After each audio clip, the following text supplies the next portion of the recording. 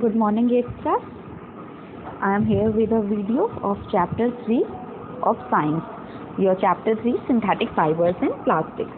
In this chapter we will discuss about the fibers that we obtained artificially, not from any natural source. Last classes में आप पढ़ चुके हैं कि 6th और 7th में आपको नेचुरल फाइबर्स कहाँ से ऑब्टेन्ड होते हैं, प्लांट और एनिमल्स से। लेकिन इस चैप्टर में हम डिस्कस करेंगे synthetic fibres, means the fibres that we obtained artificially in laboratory. Okay students, let's start the video. Synthetic fibres वो फाइबर्स हैं जो हमें आर्टिफिशियल सोर्स से प्रोवाइड होंगे और उन्हीं के साथ हमें पढ़नी है कुछ ऐसे केमिकल से रेडी होने वाली plastics. Let's start. The clothes that we wear made up of fabrics. हमें पता है कि जो कपड़े हम पहनते हैं वो हमें कहाँ से ऑब्टेन्ड होते हैं, फैब्रिक्स, रेशो से प्रोवाइड होते हैं। अब ये फैब्रिक्स जो कपड़ा रेडी होता है वो मिलता कहाँ है, फाइबर से। अब ये हमें नेचुरली भी मिल सकता है और आर्टिफिशियली भी मिल सकता है। अगर हम इनके नेचुरल सोर्स की बात करें तो प्लांट्स और एनिमल्स। जैसे प्लांट से आपको कौन सा फैब्रिक मिलता है, कॉटन, जूट। इसी तरह अगर एनिमल से बात करें तो वूल। आप कहाँ से लेते हैं, सिल्क। ये सब आपको मिलते हैं एनिमल सोर्सेज से। तो आपका जो फाइबर्स है वो दो सोर्स से आता है, that is natural and artificial. तो नेचुरल फाइबर्स और सिंथेटिक फाइबर में बेसिकली क्या डिफरेंस है, the fibres that are obtained from plant और एनिमल्स। वो फाइबर जो हमें प्लांट और एनिमल्स से मिलेगा, like cotton, wool, silk, that is the natural fibre. On the other hand the fibre that are made by human beings, जिन्हें human beings lab में बनाते हैं, वो फाइबर्स क्या कहलाते हैं, सिंथेटिक और मैन मेड फाइबर्स। क्या कहलाते हैं, सिंथेटिक और मैन मेड।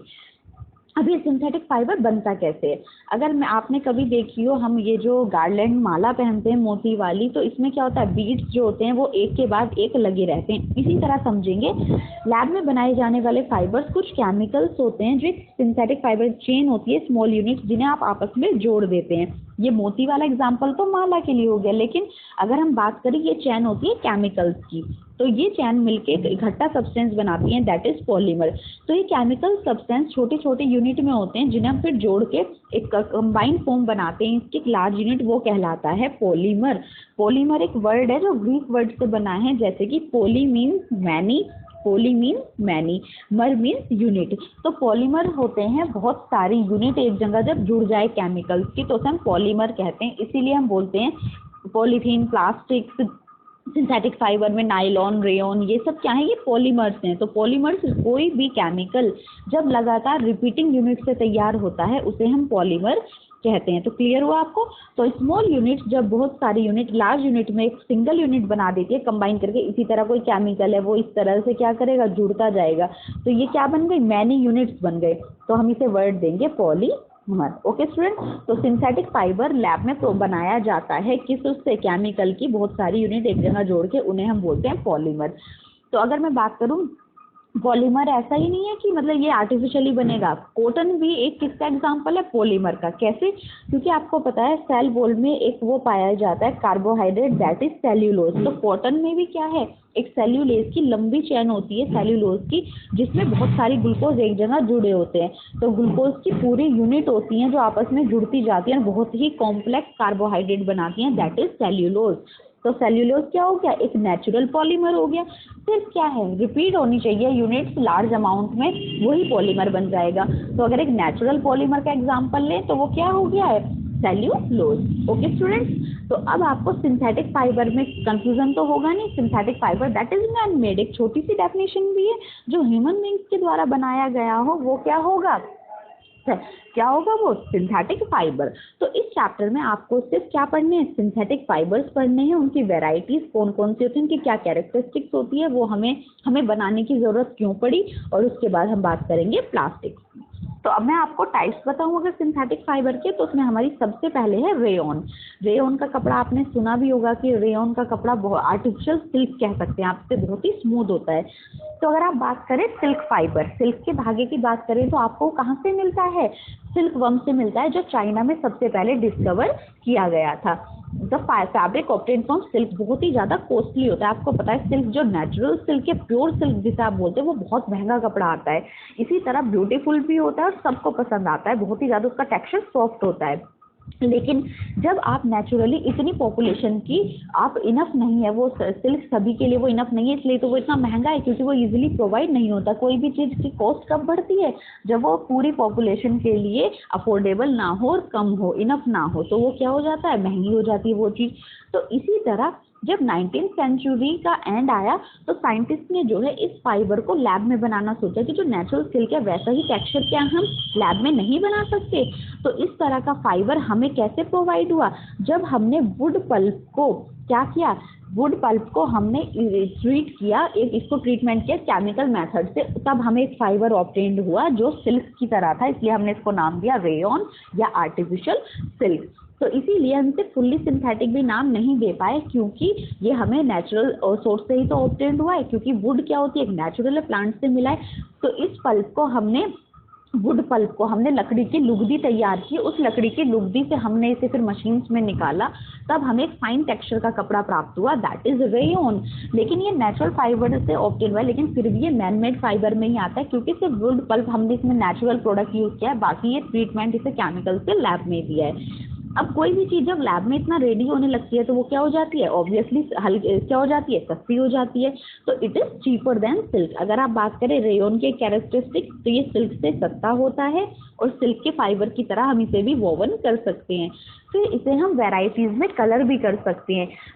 और आपको पता है रेयॉन का आपने मार्केट में क्या देखा है, रेयॉन की बेडशीट आती है कॉटन के साथ मिक्स करके, आपने देखा है बेडशीट्स होती हैं, कारपेट्स आपने घर में बिछे हुए देखे हैं, वो सब क्या होते हैं, वो रेयॉन के बने, उन्हें हम कॉटन के साथ मिक्स करते हैं और मार्केट में इन्हें हम सेल करते हैं, क्या बना के, कारपेट्स और बेडशीट बना के सेल करते हैं। तो आपको रेयॉन पता चल गया, रेयॉन एक सिंथेटिक फाइबर है या मैनमेड फाइबर है।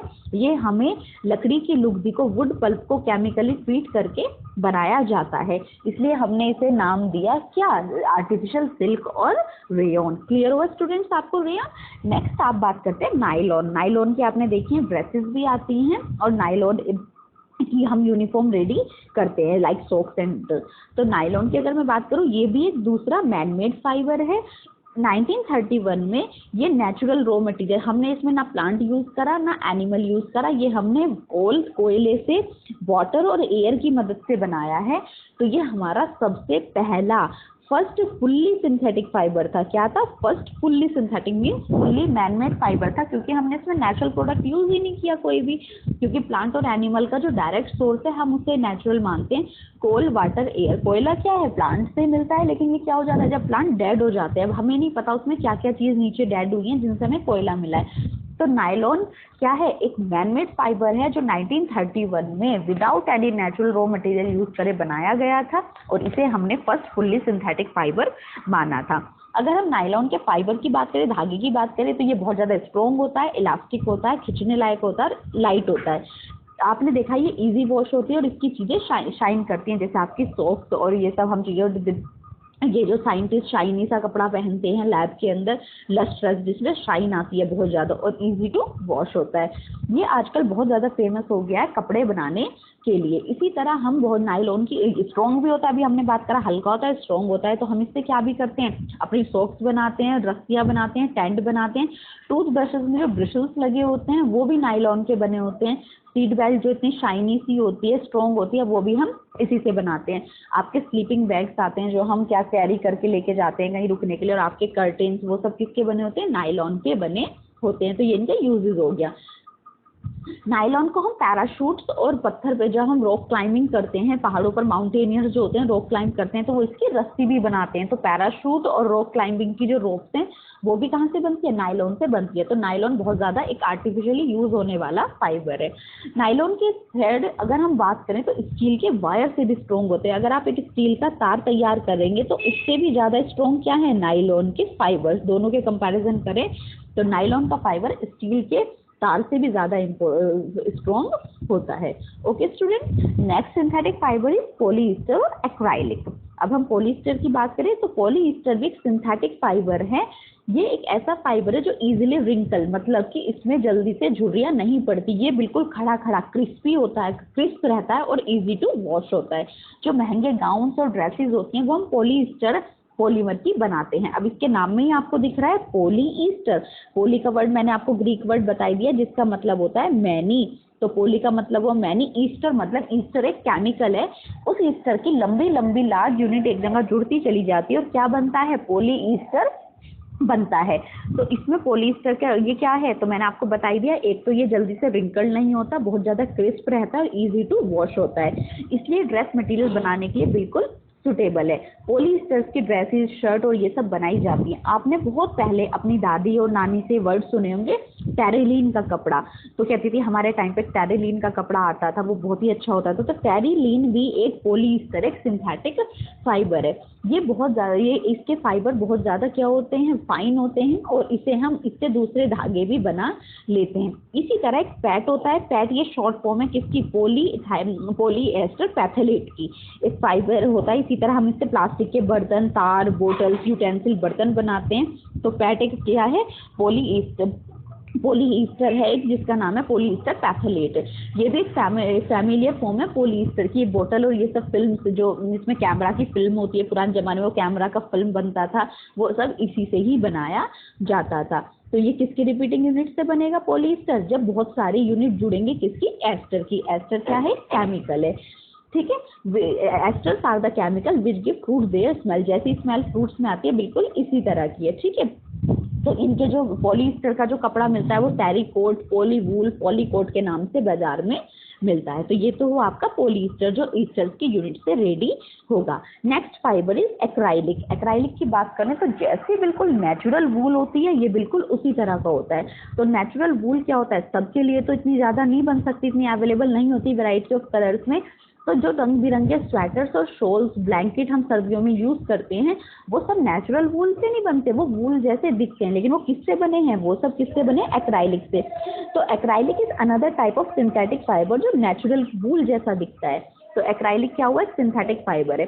ये वूल ऑब्टेन हमें नेचुरल सोर्स से होती है, तो इसलिए बहुत ज़्यादा एक्सपेंसिव हो सकती है। तो उसी के बेस पे हमने क्या बनाया, एक्राइलिक एक केमिकल बनाया है जो बहुत ज़्यादा सस्ता है। They are available in variety of colours. तो ये वाला जो सिंथेटिक फाइबर है हमें बहुत ज़्यादा कलर में मिलता है। इसी तरह ये ड्यूरेबल भी है, ड्यूरेबल मीन्स लॉन्ग लास्टिक है, लंबे समय तक चलता है।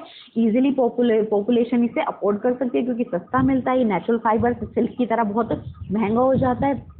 ओके स्टूडेंट्स, तो इसी तरह से नेचुरल फाइबर और सिंथेटिक फाइबर में आपको डिफरेंस पता चला और आपने ये देखा कि हमें इसमें कौन कौन से फाइबर है जो आर्टिफिशियली हम प्रिपेयर कर रहे हैं पॉलीमर की हेल्प से, जैसे कि रेयॉन, नायलॉन, इनका यूज़ बताया मैंने आपको कहाँ कहाँ होता है, और पॉलीएस्टर, एक्राइलिक। ये हो गए आपके सिंथेटिक फाइबर का सारा डिस्क्रिप्शन। अब हम बात करेंगे कैरेक्टरिस्टिक। मैं आपको इसमें थोड़ी बता भी चुकी हूँ कि क्यों हमें ज़रूरत पड़ी, क्योंकि ये ड्राई इजीली क्या हो जाते हैं, ड्राई अप हो जाते हैं, सस्ते पड़ते हैं, ड्यूरेबल होते हैं, ईजी टू मेनटेन है, ठीक है स्टूडेंट्स। तो नेक्स्ट हम बात करेंगे नेक्स्ट वीडियो में आपकी प्लास्टिक्स की।